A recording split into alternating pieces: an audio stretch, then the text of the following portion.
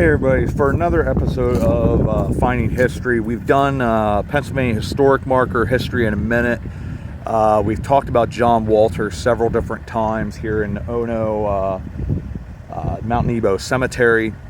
And we're here at his grave to talk a little bit about Reverend John Walter. So here's the memorial to Reverend John Walter. He was first co-laborer of Jacob Albright in the founding of the Evangelical Association. He was born near Quakertown, Pennsylvania, August 12, 1781, and he began to preach in 1802. His health failing, he retired from active service in 1813 and died at 1818. So we're going to go a little bit more, talk a little bit more about him, but we're going to do it inside the van. So we're doing this in the van because it is brutally cold. It's windy. It's a February day.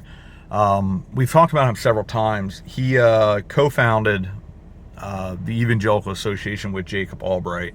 Jacob Albright had originally been a Lutheran. He and his wife lost, I think, 2 or 3 children to one of the diseases that went through, whether it was scarlet fever, yellow fever, or whatever it might have been.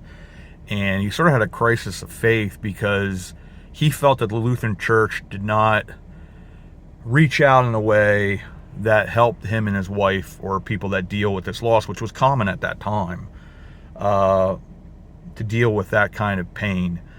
He found that that love and that compassion in the Methodist Church.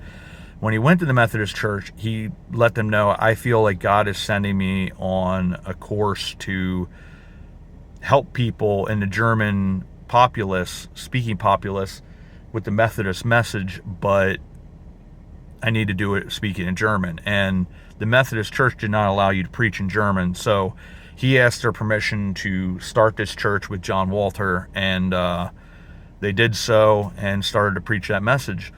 And John Walter was renowned as a hymn writer. He wrote the first hymnal. He was also a prolific speaker, apparently, prolific preacher. But his health failed him, and in his short time in life, he really made an impact and left quite the legacy. History is out there, my friends.